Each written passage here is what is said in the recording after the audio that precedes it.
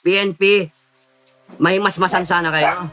Because kung ayaw ninyong magkagulo-gulo ang Pilipinas, sundan ninyo ang taong bayan. No? Tomorrow we make a stand. Concerned groups, ang aking kinausap lang ay ang aking mga commander sa Filipino Guerrilla Forces. And we are all one into taking a stand.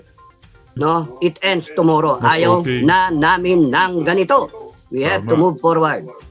What's up mga kababayan? News That Matters here. Dito sa video natin ngayon ay ating panonoorin o pakikinggan si Sir Dado. Kung hindi nyo alam mga kababayan, itong si Sir Dado dati pang tinitimplahan ang administrasyon ni Marcos at ang administrasyong Duterte na ngayon nagtitake side na ito o tila'y kumakampi na kina VP Sara Duterte.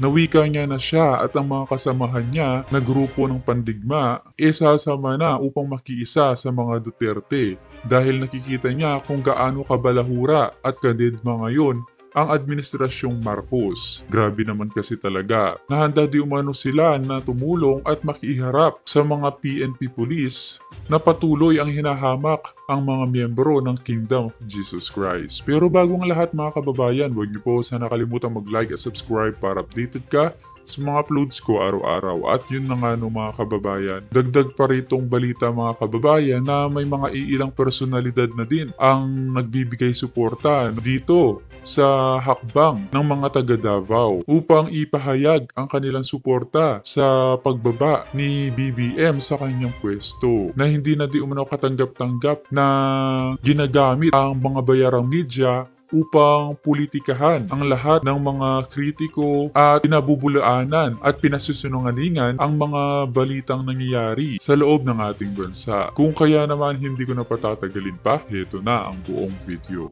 Under the declaration ng taong bayan, ayaw na natin ng ganito.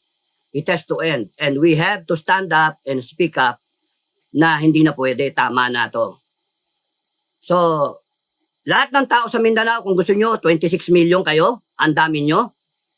Ang focal point is the KOJC compound. Kalimutan ang religious sect, kalimutan ang mga ethnic nating ek-ek natin. Isa lang, Pilipino tayo, ayaw natin ng ganito.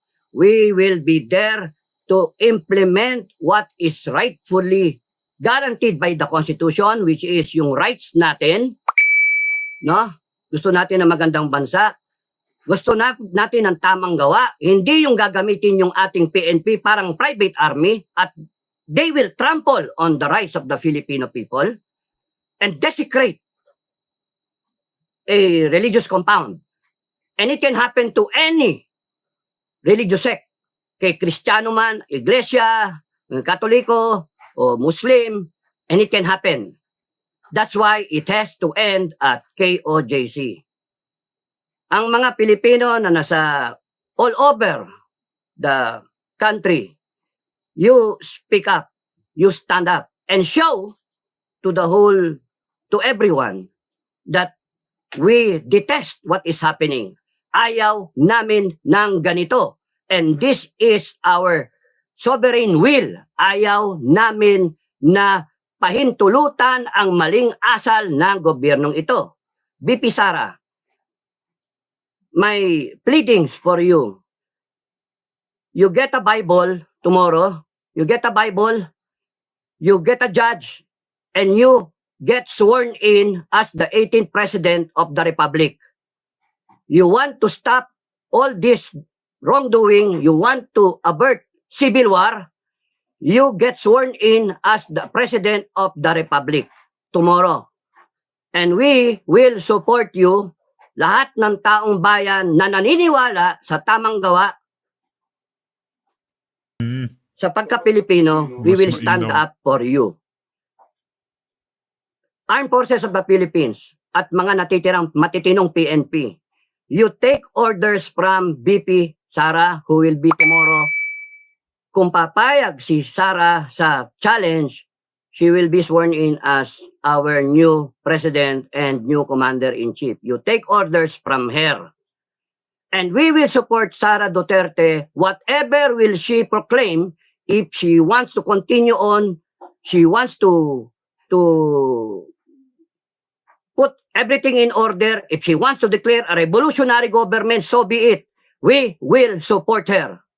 Lahat tayong Pilipino na tingin tama ang ginagawa natin, na tama ang dapat ang dapat na umiral sa bansa natin. It ends tomorrow. It ends tomorrow. National Heroes Day. Lahat ng Pilipino, you have a chance to become heroes. Tama na. Nakakapika na eh. Nakakaumay na masyado. PSG, you protect. BBM, protect the first family. Walang papasok sa Malacanang ng mga magrarally. Huwag niyong papasukin ang Malacanang. It is enough na makita ng armed forces natin at remnants ng PNP, yung matitino, na ang puwersa ng taong bayan ay hindi pwedeng kalabanin sa sobrang dami. Tomorrow will be a show of force.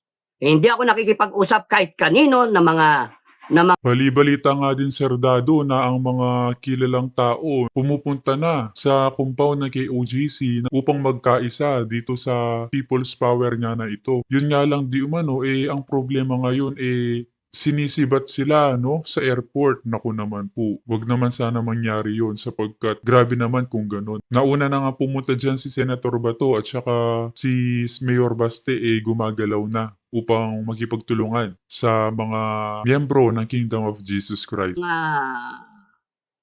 concerned groups. Ang aking kinausap lang ay ang aking mga commander sa Filipino Guerrilla Forces. And we are all one into taking a stand. No? It ends tomorrow. Mas Ayaw okay. na namin ng ganito. We have to Tama. move forward. General Torre, at kung sino pang mga opisyal, tumigil na kayo and submit yourselves. You will be arrested by the people. Huwag kayong manlalaban because you will face the Filipino people. 2,000 lang kayo, susurrender pa yung iba dyan. Matira, matibay, kung gusto nyo, you die for your cause. Otherwise, you give up yourself. And lahat ng mga sasama, sasanib, puwersa, ay i-escortan kayo papunta dun sa ano. Nobody will harm the PNP na susurrender. Yung mga maiiwan at magpipili na lalabanan ng taong bayan, so be it. You die for your cause na useless yung cause. Hindi tama. Hindi tamang kalabanin ang taong bayan. Hindi pwedeng lapastanganin ang taong bayan. Kaya mamili kayo. Dito kayo sa tama o dito kayo sa mali. Lininamin ko, laban ito ng tama at mali. Nandoon kami sa tama. Kaya you choose which side of history you will be in.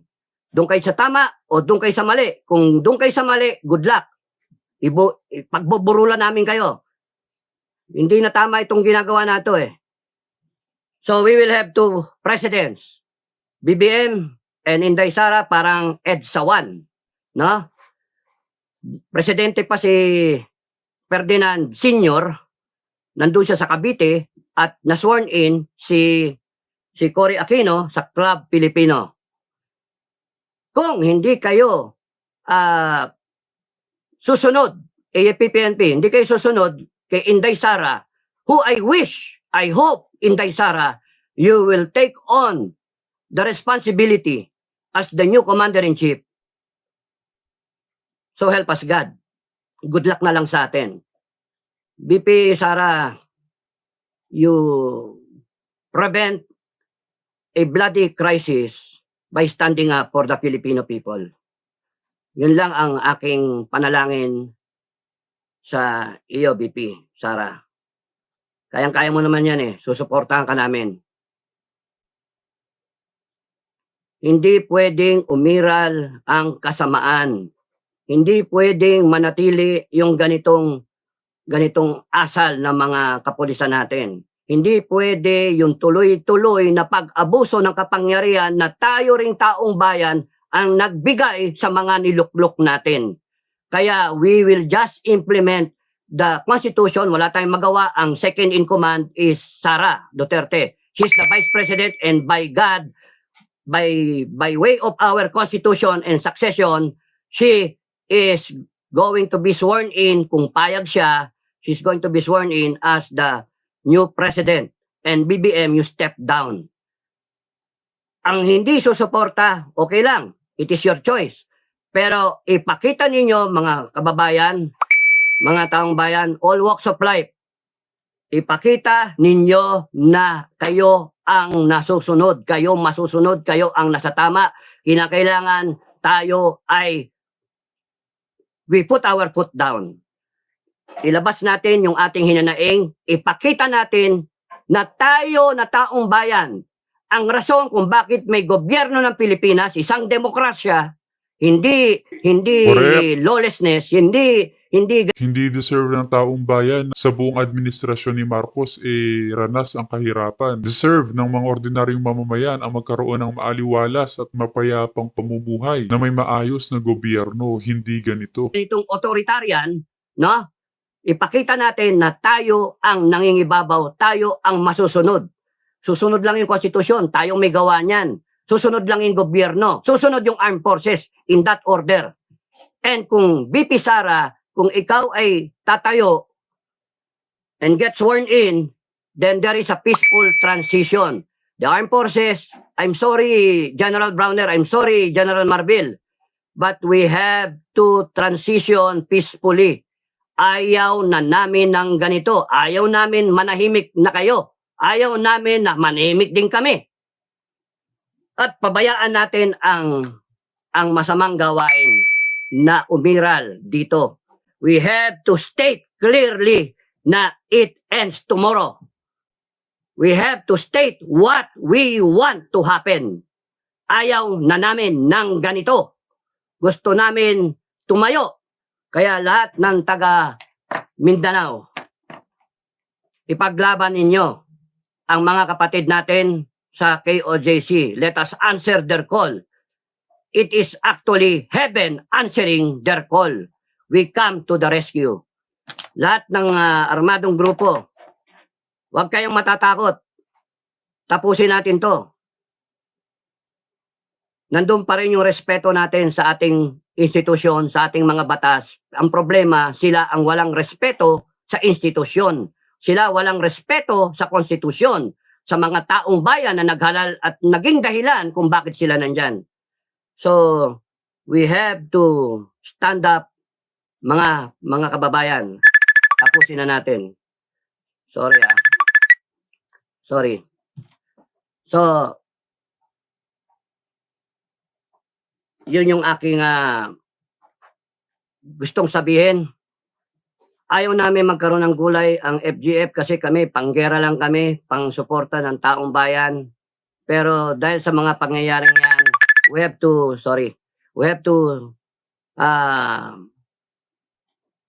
take the side of truth, justice. Kaya yung mga kaalyado ng mga grupo, sa Salimin na dapat sa EDSA, punuin nyo yung EDSA kung gusto ninyo. Tumayo kayo. Ipakita nyo sa ating armed forces at saka sa PNP. Sino ang masusunod? Taong bayan. Lumabas kayo. Tapusin na natin ito bukas. National Heroes Day. At huwag nyong sayangin yung pagkakataon para tayong lahat na Pilipino, bansa natin to, walang makialam. China, Amerika, wag kayong makialam. Kahit sinong kalyado, walang makialam. Tayo lang, taong bayan, tayo, Pilipino. Tomorrow you declare you are a Filipino and you become a hero for this country. Yun lang aking gustong mangyari. So, bukas yung tindahan, maraming reaksyon. Haba, maraming reaksyon. Ayoko na abutin ng 1 oras. Okay. Haba talaga. At thank you for saying it. Protect Sara Duterte. FGF, protect Sara Duterte. Ang tawag dito, PSG, protect the first family. Wala, no harm. Mapunta sa first family, PSG. Pero, kailangan kasi nating isubject yung first family and all people around the BBM to a hair follicle drug test. Mahalaga pa rin sa akin yon, no? mahalaga pa rin sa akin yun. Gusto kong makita kung totoo yung mga kwento, kung totoo yung allegation at kung bakit ayaw. Pues, we will force a hair follicle drug test sa mga kinaukulan. Yung mga cabinet secretary, stay put lang kayo. You consider yourself under house arrest, no? Kung yung leadership ng AFP ay bahala na si Inday Sara, kung you are free to appoint someone new kung gusto nyo, nasa inyo yun. Ikaw ang presidente na eh, when you get sworn in. Pero as far as I'm concerned, AFP intact lang kayo, PNP intact kayo, PNP may masmasan sana kayo. Because kung ayaw ninyong magkagulo-gulo ang Pilipinas, sundan ninyo ang taong bayan. No? Tomorrow we make a stand.